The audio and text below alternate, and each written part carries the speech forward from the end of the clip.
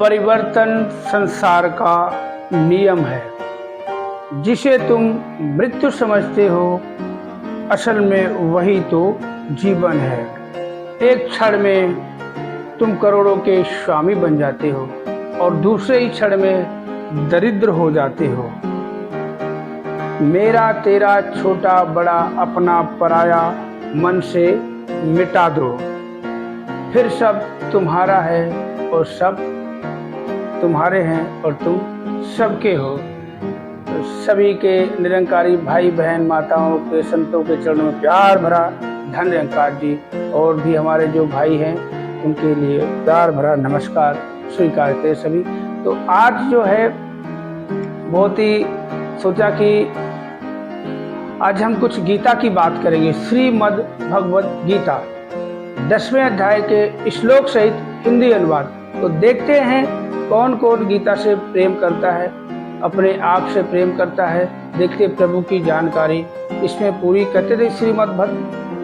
श्रीमद् भगवत गीता जो है, इसमें हमारे जीवन का जन्म से लेके मरण तक जीवन, जो भी जिंदगी, सब कुछ इसके अंदर है। जन्म से पहले का मतलब पूरी जो संसार की सृष्टि की रचना, मतलब सारा कुछ गीता के अंदर ही है।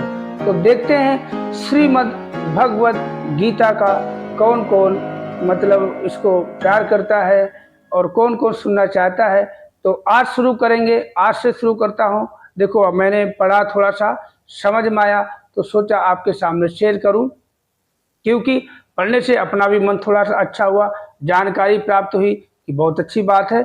तो चलते हैं गीता, श्रीमद् भगवत गीता शुरू करते हैं। और आपको बता देता हूँ पहले कि हमें कंठस्थ नहीं है और मैं पढ़ के सुनाऊंगा। और श्लोक जो है 6ठी 7वीं 8वीं क्लास में पढ़ा था, और संस्कृत तो जानता हूँ थोड़ा बहुत, कहीं थोड़ा सा मिस्टेक हो जाए तो बख्श लेना, माफ़ कर देना। तो देखते हैं श्रीमद् भगवत गीता कौन कौन सुनना चाहता है। जो भी सुनना चाहता है लाइक करें, कमेंट करके ज़रूर बताएं। अगर अच्छा लगा, आप लोगों ने अच्छा देखा सुना, तो मैं फिर शुरू से रोज़ गीता का ही ये अध्ययन करके आपको पढ़ के सुनाऊंगा, क्योंकि हर किसी के पास टाइम नहीं कि गीता पढ़े, तो इसके जरिए थोड़ा थोड़ा तो आप सुन सकते हो। तो 10वां अध्याय श्री भगवान का ऐश्वर्य, 10वां अध्याय जो है श्री भगवान का ऐश्वर्य। अब इसमें मैंने पढ़ा है कि श्री कृष्ण भगवान जो है अर्जुन को उपदेश देते हैं। क्या कहते हैं, क्या क्या बताते हैं, 10वें अध्याय के पहले श्लोक से मैं शुरू करने वाला हूं। आप वीडियो में बने रहना, और जो भी पहली बार वीडियो देख रहा, अच्छा लगता है सब्सक्राइब जरूर करें, लाइक करें, कमेंट करके जरूर बताना। आपसे हाथ जोड़ के विनती है, क्योंकि देखो मुझे ये किताब जो है मेरे पास बहुत समय पहले मैं लेके आया था। इसका बहुत ही मतलब पढ़ना अच्छा लगता था, तो फिर किसी कारण से किताब मैंने घर में रख दी। तो फिर धीरे धीरे अब इच्छा जागी कि अब गीता को पढ़ना चाहिए, क्योंकि गीता का ज्ञान जो जिसको मतलब वही ज्ञान है जो श्री कृष्ण भगवान ने अर्जुन को दिया था, वही ज्ञान हमें मिला है। तो अर्जुन को तो आज सारी दुनिया जानती है, पर हमें कौन जानता है, क्योंकि अर्जुन ने वो काम किया। अर्जुन के कर्म रहे होंगे जो अर्जुन श्री, देखो कितने भाग्यशाली अर्जुन रहेंगे जो श्री कृष्ण भगवान अर्जुन का रथ चलाते थे। उनको पता भी नहीं था, और जब पता चला तो वो नतमस्तक हो गए, आत्मसमर्पण कर दिया। और हमें भी देखो ऐसे ही करना चाहिए। इस गीता के ज्ञान से हमें देखो क्या क्या सीख मिलती है। मुझे तो पूरी इसके बारे में पता नहीं, कुछ गीता के उपदेश वचन बीच बीच सुनने को मिले सत्संग में। और आज सब सोचा कि आज पहली बार जो हमें थोड़ा सा सही लगा कि यहाँ से ये है श्री भगवान ऐश्वर्य, 10वां अध्याय गीता, श्रीमद् भगवत गीता का 10वां अध्याय और भगवान का ऐश्वर्य। तो शुरू करते हैं। आप वीडियो में बने रहना, शुरू से एंड तक वीडियो को स्किप नहीं करना। तो देखता हूँ कौन कौन सुनता है। अगर वीडियो को आप लोगों ने पसंद किया, सुना, तो फिर आप कमेंट करके जरूर बताना जो भी देख रहा कि हम गीता शुरू से शुरू करें या यहीं से आगे बढ़े। तो शुरू से देखो, हमारी जो संस्कृत है इतना तो कंठस्थ मतलब पढ़ा है, 3 क्लास 6ठी 7वीं 8वीं पढ़ा है। बता देता हूँ आपको, तो पता है कैसे मंत्रों को, आपको सबको पता। गीता में श्लोक जो लिखे हुए हैं एक लाइन से पूरा लिखा, जिनको पढ़ना नहीं आता तो कट कट करके एक एक अक्षर, तो उसको इस तरह से हम आपको पढ़ेंगे और हिंदी अनुवाद से बताएंगे। तो चलते वीडियो को शुरू करते हैं।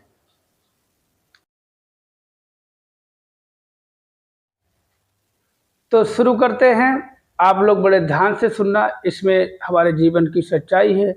हमें तो इतना ज्ञान नहीं है कहाँ से शुरू करना क्या, मगर ये अध्याय पढ़ा 10वां तो मुझे समझ आया, अच्छा लगा। तो ये है श्री भगवान का ऐश्वर्य। तो इसमें 10वें अध्याय के पहले श्लोक को मैं पढ़ के सुनाता हूँ। आप भूया एव महाबाहो शृणु में परमम वचा यत ते अहम श्रीयमाणाय वक्ष्यामि हित काम यया। श्री भगवान ने कहा, हे महाबाहु अर्जुन, और आगे सुनो, चूंकि तुम मेरे प्रिय सखा हो, अतः मैं तुम्हारे लाभ के लिए ऐसा ज्ञान प्रदान करूंगा जो अभी तक मेरे द्वारा बताए गए ज्ञान से श्रेष्ठ होगा। तात्पर्य, पराशर मुनि ने भगवान शब्द की व्याख्या इस प्रकार की है, जो पूर्ण रूप से षड ऐश्वर्यों, संपूर्ण शक्ति, संपूर्ण यश, संपूर्ण धन, संपूर्ण ज्ञान, संपूर्ण सौंदर्य तथा संपूर्ण त्याग से युक्त है। ये भगवान है, वह भगवान है। जब कृष्ण इस धरा धाम में थे तो उन्होंने 6 ऐश्वर्यों का प्रदर्शन किया था। फलतः पराशर जैसे मुनियों ने कृष्ण को भगवान रूप में स्वीकार किया है। जब अर्जुन को कृष्ण अपने ऐश्वर्यों तथा कार्य का और भी गुह्य ज्ञान प्रदान कर रहे हैं, इसके पूर्व 7वें अध्याय से प्रारंभ करके वे अपनी शक्तियों तथा उनके कार्य करने के विषय में बता चुके हैं। अब इस अध्याय में वे अपने ऐश्वर्य का वर्णन कर रहे हैं। पिछले अध्याय में उन्होंने दृढ़ विश्वास के साथ भक्ति स्थापित करने में अपनी विभिन्न शक्तियों के योगदान की चर्चा स्पष्टता से की है। इस अध्याय में पुनः वे अर्जुन को अपनी सृष्टियों तथा विभिन्न ऐश्वर्यों के विषय में बता रहे हैं। कुछ अगर थोड़ा सा शब्द जो है अगर कुछ गड़बड़ा जाता हो तो माफ करना, बड़े ध्यान से सुनना। ज्यों-ज्यों भगवान के विषय में कोई सुनता है, बड़े ध्यान से सुनना, ज्यों-ज्यों भगवान के विषय में कोई सुनता है, त्यों-त्यों वह भक्ति में रमता जाता है। मनुष्य को चाहिए कि भक्तों के समाज में ऐसी चर्चाएं केवल उन लोगों के बीच हो सकती हैं जो सचमुच कृष्ण भावना मृत के इच्छुक हो। इच्छुक कौन हो सकता? देखो, हर कोई इच्छा जताता है, हर कोई चाहता है कि भगवान की प्राप्ति हो जाए, मुक्ति मिल जाए, मोक्ष मिल जाए, दुनियादारी में सारे सुख संपत्ति मिल जाए, सारे साधन मिल जाए, हर कोई चाहता है। सब कुछ जानते हुए भी इंसान वो कर नहीं पाता है जो उसे करना चाहिए। इसमें यही देखो बताया हुआ है, तो मैं आपको बताता हूं। ऐसी चर्चाओं में अन्य लोग भाग नहीं ले सकते हैं। भगवान अर्जुन ने स्पष्ट शब्दों में कहते हैं कि चूंकि तुम मुझे अत्यंत प्रिय हो, अतः तुम्हारे लाभ के लिए ऐसी बातें कह रहा हूं। क्या कह रहे हैं? दूसरा श्लोक में पढ़ के सुनाता हूं आपको। न मैं विदु शूरगणा प्रभवम न महर्षिया अहम आदि ही देवानाम महर्षिणाम च सर्वशः। ना तो देवतागण मेरी उत्पत्ति या ऐश्वर्य को जानते हैं, जरा सोचो, और ना महर्षिगण ही जानते हैं, क्योंकि मैं सभी प्रकार से देवताओं और महर्षियों का भी कारण स्वरूप उद्गम हूं। जरा सोचो, देवी देवता भी परमात्मा के असल स्वरूप को नहीं जान पाए। ये साफ स्पष्ट लिखा हुआ है। क्या लिखा है? ना तो देवता गण मेरी उत्पत्ति या ऐश्वर्य को जानते हैं। ये श्री कृष्ण भगवान ने कहा है, मैं नहीं कह रहा हूं, कोई ऐसी किताब नहीं है। ये श्रीमद् भगवत गीता है, 10वां अध्याय है। ना तो देवता गण मेरी उत्पत्ति या ऐश्वर्य को जानते हैं और ना महर्षि गण ही जानते हैं, क्योंकि मैं सभी प्रकार से देवताओं और महर्षियों का भी कारण स्वरूप उद्गम हो। तात्पर्य हिंदी अनुवाद आपको बताता हूं। जैसा का ब्रह्म संहिता में कहा गया है, भगवान कृष्ण ही परमेश्वर हैं। भगवान कृष्ण ही परमेश्वर हैं, उनसे बढ़कर कोई नहीं है। वे समस्त कारणों के कारण हैं। यहां पर भगवान स्वयं कहते हैं, क्या कहते हैं? कि वे समस्त देवताओं तथा ऋषियों के कारण हैं। देवता तथा महर्षि तक कृष्ण को नहीं समझ पाते। जरा सोचने वाली बात है, देवता और महर्षि भी कृष्ण को नहीं समझ पाते, तो हम क्या समझ पाएंगे? तो हम कैसे समझ पाएंगे? तो ये तो हम जो निरंकारी संत महात्मा है, हमें सभी पता है कि हम कैसे समझ सकते हैं परमात्मा के असल स्वरूप को। जब वे उनके नाम या उनके व्यक्तित्व को नहीं समझ पाते, तो इस क्षुद्र लोक के तथा कथित विद्वानों के विषय में क्या कहा जा सकता है? कोई नहीं जानता कि परमेश्वर क्यों मनुष्य रूप में इस पृथ्वी पर आते हैं। आइए सर, तो कोई नहीं जानता कि परमेश्वर क्यों मनुष्य के रूप में पृथ्वी पर आते हैं और ऐसे विस्मयजनक असामान्य कार्यकलाप करते हैं। तब तो यह समझ लेना चाहिए कि कृष्ण को जानने के लिए विद्वता आवश्यक नहीं है। बड़े बड़े देवताओं तथा ऋषियों ने मानसिक चिंतन द्वारा कृष्ण को जानने का प्रयास किया। जरा ध्यान से सुनना, बड़े बड़े महर्षियों ने अपने मानसिक चिंतन द्वारा, मनुष्य चिंतन द्वारा कृष्ण को जानने का प्रयास किया, किंतु जान नहीं पाए। नहीं जान पाए। ये गीता में लिखा, श्रीमद् भगवत गीता में लिखा हुआ, नहीं जान पाए। श्रीमद् भागवत में भी स्पष्ट कहा गया है। क्या कहा गया है? कि बड़े से बड़े देवता भी भगवान को नहीं जान पाते। जरा सोचने वाली बात है, बड़े से बड़े देवता भी भगवान को नहीं जान पाते, तो हम इंसानों की क्या औकात है? मगर आगे भी बताएंगे, नहीं जान पाते और निर्विशेषवाद के ऐसे विपरीत निष्कर्ष को प्राप्त होते हैं जो प्रकृति के तीनों गुणों द्वारा व्यक्त नहीं होता, या कि वे मन चिंतन द्वारा कुछ कल्पना करते हैं, किंतु इस तरह के मूर्खतापूर्ण चिंतन से कृष्ण को नहीं समझा जा सकता। तो कैसे समझा जा सकता है?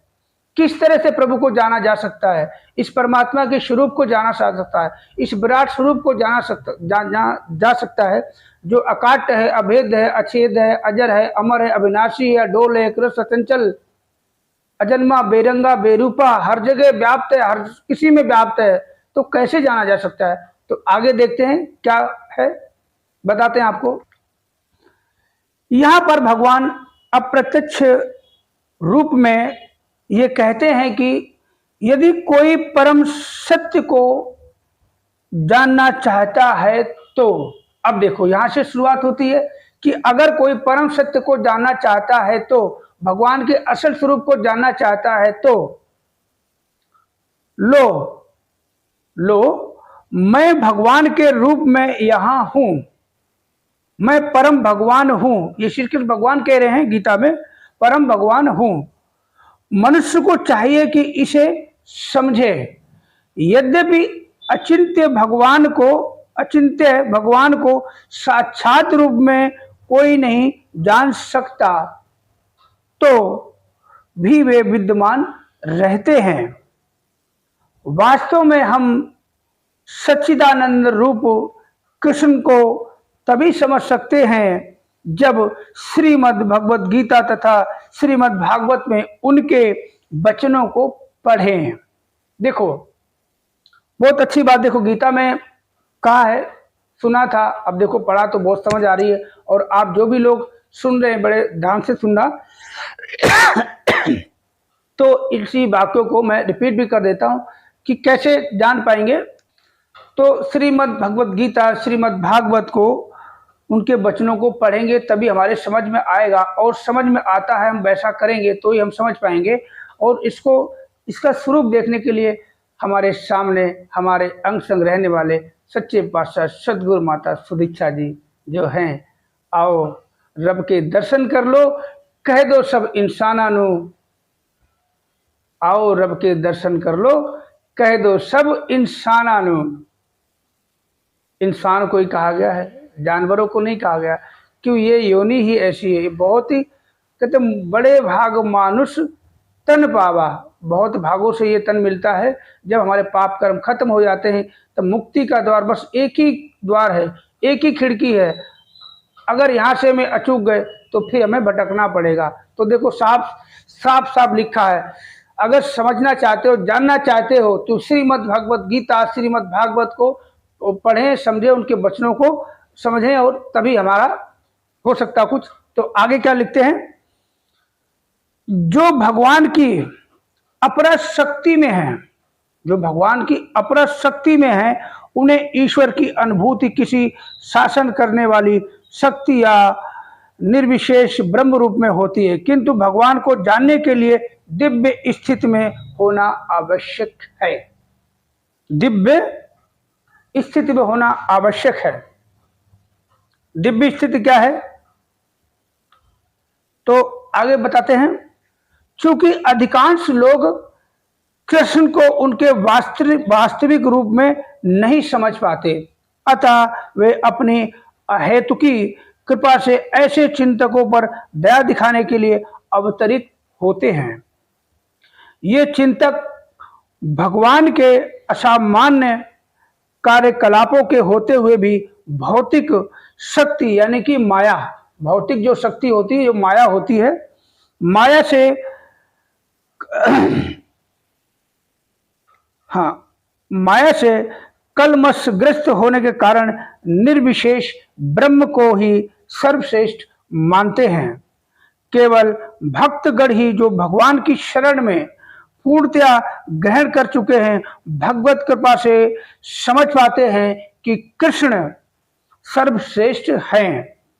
भगवत भक्त निर्विशेष ब्रह्म की परवाह नहीं करते, वे अपनी श्रद्धा तथा भक्ति के कारण परमेश्वर की शरण ग्रहण करते हैं और कृष्ण को अहेतुकी कृपा से ही उन्हें समझ पाते हैं, अन्य कोई उन्हें नहीं समझ पाता। अतः बड़े से बड़े ऋषि भी स्वीकार करते हैं कि आत्मा या परमात्मा तो वह है जिसकी हम पूजा करते हैं। तो आगे श्लोक 3 नंबर श्लोक अध्याय 10 श्लोक नंबर 3 में देखते हैं क्या कहते हैं, आपको पढ़ के सुनाता हूं। यह माम अजम अनादिम च वेत्ति लोक महा ईश्वरम असमूढ़ सह मत्सरेषु सर्व पापः प्रयुच्यते।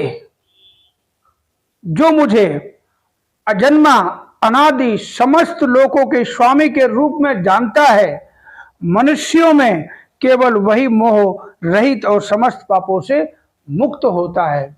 अब जरा सोचो, तो ऐसे व्यक्ति आपको कहाँ मिलेंगे? ऐसे व्यक्ति हमारे मिशन में मिलेंगे। ऐसे भक्त हमारे सद्गुरु की कृपा से हमारे निरंकारी संत मिलेंगे, बहन मिलेंगे, जो सब जानते हैं, जो कि कहते हैं ना, जो मुझे अजन्मा समझता है, अनादि समस्त लोगों के स्वामी के रूप में जानता है, मनुष्यों में केवल वही मोह रहित और समस्त पापों से मुक्त है। ऐसे व्यक्ति, तो मैं तो ये कहूँगा, मैं अपने आप को पहले भी कह चुका हूँ, मैं भाग्यशाली नहीं, मैं सौभाग्यशाली हूँ जो मुझे ऐसा मिशन मिला, ऐसा पूर्ण सद्गुरु मिला, इस परमात्मा का साकार रूप मिला, इस कृष्ण का रूप मिला, इस राम का रूप मिला। मैं तो बहुत धन्य हूँ। तो आप भी, जो भी सुन रहा है, अगर अच्छी लगे बातें तो कमेंट करके जरूर बताना कैसा कह रहा हूँ। अगर आप लोग ध्यान से इसको सुनेंगे, समझेंगे, हमें सपोर्ट करेंगे कि और पढ़ें, तो हम शुरू से भी पढ़ सकते हैं। मगर यहाँ मैंने एक दो बार पढ़ा, समझा, तो समझ आया, तो वही कह रहा, क्योंकि गीता है, इसमें संस्कृत भी है, और आपको बता चुका हूँ संस्कृत 6ठी 7वीं 8वीं मैंने पढ़ा है, तो ज़्यादा इतना तो नहीं, कहीं भूल भुलैया हो जाए। इनमें कहते हैं ना, एक शब्दों का इधर हेर फेर हो जाए तो बहुत बड़ा मतलब, उल्टा मतलब कुछ भी हो सकता है। तो इसमें संस्कृत में कुछ अपशब्द ना करें। तो जैसा कि अभी बताया कि जो मुझे अजन्मा अनादि समस्त लोकों के स्वामी के रूप में जानता है, मनुष्यों में केवल वही मोह रहित और समस्त पापों से मुक्त होता है। जैसा कि 7वें अध्याय में कहा गया है, मनुष्याणाम सहस्रेषु कश्चित् तति सिद्ध। जो लोग आत्म साक्षात्कार के पद तक उठने के लिए प्रयत्नशील होते हैं, वह सामान्य व्यक्ति नहीं है। वे उन करोड़ों सामान्य व्यक्तियों से श्रेष्ठ हैं जिन्हें आत्म साक्षात्कार का ज्ञान नहीं होता, किंतु जो वास्तव में अपनी आध्यात्मिक स्थिति को समझने के लिए प्रयत्नशील होते हैं, उनमें से श्रेष्ठ वही है जो ये जान लेता है कि कृष्ण ही भगवान है, प्रत्येक वस्तु के स्वामी तथा अजन्मा हैं। वही सबसे अधिक सफल आध्यात्म ज्ञानी हैं। जब वह कृष्ण की परम स्थिति को पूरी तरह समझ लेता है, उसी दशा में वह समस्त पाप कर्मों से मुक्त हो जाता है। यहाँ पर भगवान को आज अज अर्थात अजन्मा कहा गया है। यहाँ पर भगवान को अज अर्थात अजन्मा कहा गया है, किंतु वे द्वितीय अध्याय में वर्णित उन जीवों में भिन्न हैं जिन्हें अज कहा गया है। भगवान जीवों से भिन्न है, क्योंकि जीव भौतिक आसक्तिवश जन्म लेते तथा मरते रहते हैं। बद्ध जीव अपना शरीर बदलते रहते हैं, किंतु भगवान का शरीर परिवर्तनशील नहीं है। यहाँ तक कि जब वे इस लोक में आते हैं तो भी वे उसी अजन्मा रूप में आते हैं। इसीलिए चौथे अध्याय में कहा गया है कि भगवान अपनी अंतरंगाशक्ति के कारण अपराशक्ति माया के अधीन नहीं है, अपितु पराशक्ति में रहते हैं। कहते हैं अतरंगा शक्ति के कारण अपराशक्ति माया के अधीन नहीं है, अपितु पराशक्ति में रहते हैं। बीच बीच में थोड़ा सा कुछ भूल हो जाती है, बख्श लेना। इस लोक में वेत्ति लोक महेश्वरम शब्दों से सूचित होता है कि मनुष्य को यह जानना चाहिए कि भगवान कृष्ण ब्रह्मांड के सभी लोकों के परम स्वामी हैं। वे सृष्टि के पूर्व थे और अपनी सृष्टि से भिन्न हैं। सारे देवता इसी भौतिक जगत में उत्पन्न हुए, किंतु कृष्ण अजन्मा हैं। फलता वे ब्रह्म तथा शिव जी जैसे बड़े बड़े देवताओं से भी भिन्न हैं, और चूंकि वे ब्रह्म शिव तथा अन्य समस्त देवताओं के सृष्टा हैं, अतः वे समस्त लोकों के परम पुरुष हैं। तो गीता में देखो बहुत कुछ लिखा हुआ है, पढ़ने से पता चलता है। आप लोग सुनेंगे तो बहुत अच्छा लगेगा, और एक एक शब्द जो बोल रहा हूँ, क्योंकि रिपीट भी करेंगे तो बहुत लंबा वीडियो हो जाएगा। ज़्यादा लंबा होगा तो आप लोग स्क्रॉल करके देखेंगे, बार बार भगाओगे, स्किप करेंगे, तो अच्छा नहीं रहेगा। तो आगे बताते हैं आपको। अतएव श्री कृष्ण उस हर वस्तु से भिन्न है जिसकी सृष्टि हुई है, और जो उन्हें इस रूप में जान लेता है वह तुरंत ही सारे पाप कर्मों से मुक्त हो जाता है। कौन मुक्त हो जाता है? जो जान लेता है कि परमात्मा जो है, ब्रह्म जो है, कृष्ण जो है, मतलब हम जो निरंकारी ब्रह्म ज्ञानी संत जो इस ज्ञान को लिए, हमें तो बहुत ही बार बार कहना पड़ रहा, हम सौभाग्यशाली हैं जो हमें ये दात बख्शी है। और ऐसे सदगुरु के दीदार हुए जो हमारे अंग संग हमेशा रहते हैं, उसका भी हमें अनुभूति करा दी है। परमेश्वर का ज्ञान प्राप्त करने के लिए मनुष्य को समस्त पाप कर्मों से मुक्त होना चाहिए। अब मुक्त तो होना चाहिए, कैसे मुक्त होगा भाई? पाप किए हैं, कैसे मुक्त होगा? बस एक ही साधन है, सच्चे पातशाह सदगुरु निरंकारी मिशन। संतों के नतमस्तक हो जाओ, सदगुरु के आत्मसमर्पण हो जाओ, वो आपको सारे पाप आपके धो देगा और आपको एकदम पाक साफ बना देगा। तो मुक्त होना चाहिए। जैसा कि भगवत गीता में कहा गया है कि उन्हें केवल भक्ति के द्वारा जाना जा सकता है, किसी अन्य साधन से नहीं। लोग सोचते हैं कि परमात्मा की कृपा मिल सकती है, जान नहीं सकते हो। लोग भंडारे करते हैं, पूजा पाठ जागरण ये वो पता नहीं कितने क्रिया काम करते हैं, तीर्थ धाम आना जाना, उससे क्या होगा? कृपा के पात्र बन सकते हो, मगर आप परमात्मा को जान नहीं सकते कि परमात्मा है कौन, कैसा है। मनुष्य को चाहिए कि कृष्ण को सामान्य मनुष्य ना समझें। जैसा कि पहले कहा जा चुका है, केवल मूर्ख व्यक्ति ही उन्हें मनुष्य मानता है।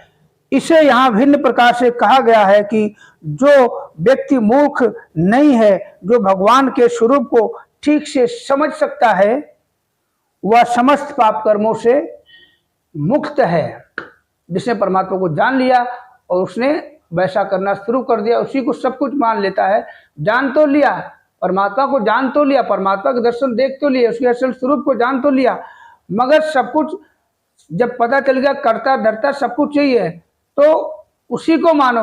मैं का भाव खत्म कर दोगे तभी ये सब हमें पार होता है, तभी पाप कर्मों से मुक्त होंगे। जानने के बाद हमने जान लिया, हमने देख लिया, कहते दारू की बोतल हमने देख ली है, बस हो गए शराबी। नहीं ना, पियोगे तभी तो शराबी कहलाओगे, नशा तभी तो चढ़ेगा। अब बोतल देखने से क्या होता है?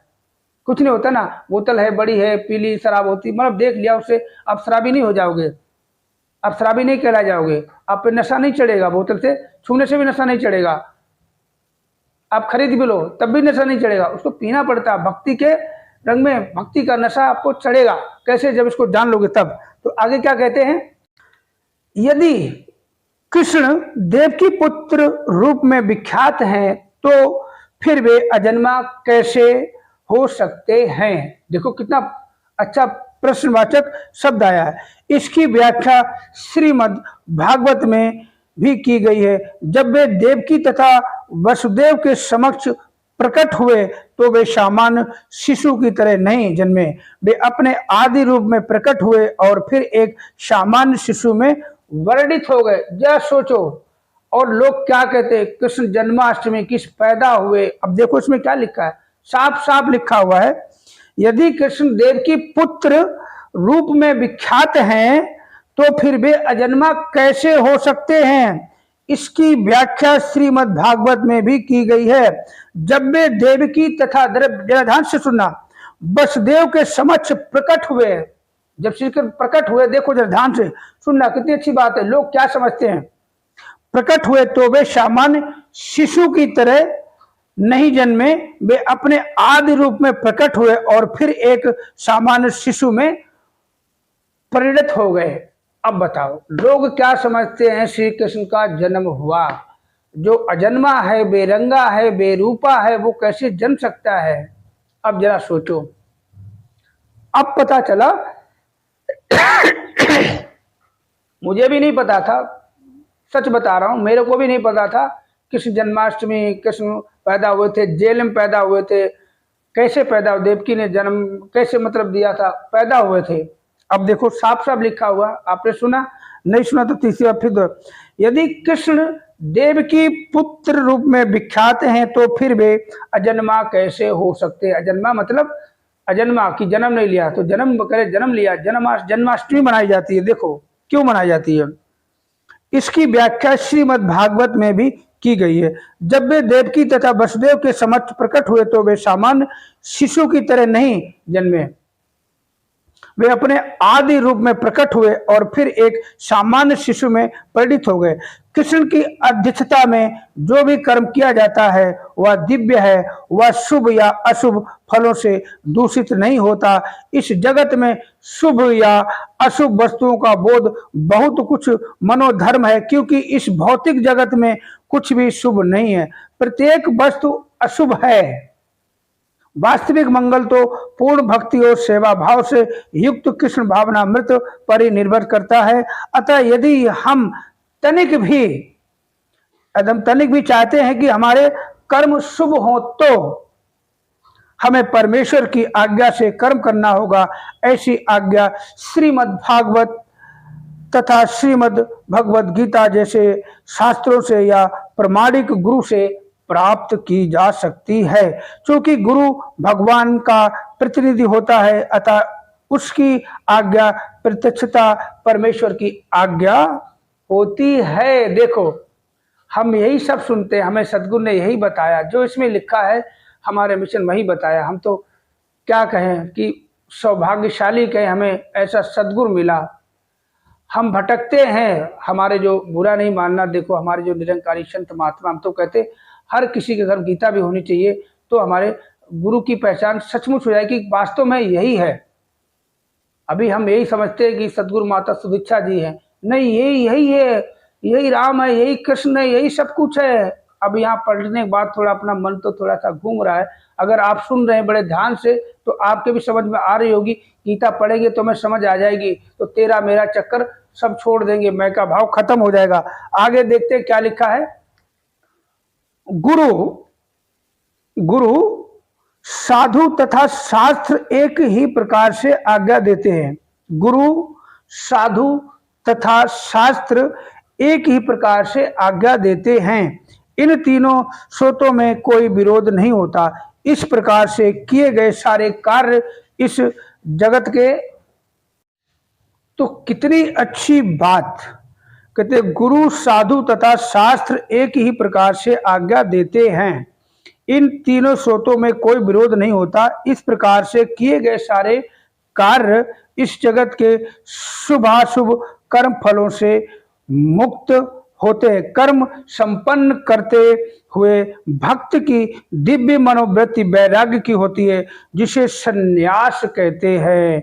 जैसा कि भगवत गीता के 6वें अध्याय के प्रथम श्लोक में कहा गया है कि जो भगवान का आदेश मानकर कोई कर्तव्य करता है और जो अपने कर्म फलों की शरण ग्रहण नहीं करता, वही असली सन्यासी है। जो भगवान के निर्देशानुसार कर्म करता है, वास्तव में सन्यासी तथा योगी वही है। केवल सन्यासी या क्षय योगी के वेश में रहने वाला व्यक्ति नहीं है। तो आगे जो है चौथा जो श्लोक है वो हम आपको कल के वीडियो में बताएंगे। आज का वीडियो हम यहीं पे विराम करते हैं। वीडियो कैसा लगा आप ज़रूर बताना कि ये जो गीता मैं पढ़ के सुना रहा हूँ, समझा रहा हूँ, जो लोग नहीं पढ़ पाते, नहीं समझता थोड़ा थोड़ा, तो वीडियो देख लेंगे तो अच्छा रहेगा। तो वीडियो कैसा लगा कमेंट करके ज़रूर बताना। अब देखते हैं किस किस को गीता पसंद आती है। तो हमारे सभी निरंकारी संत महात्मा भाई बहनों चरणों में प्यार भरा धन्यवाद जी, और हमारे सभी जो भाई मित्र हैं सभी को मेरा प्यार भरा नमस्कार।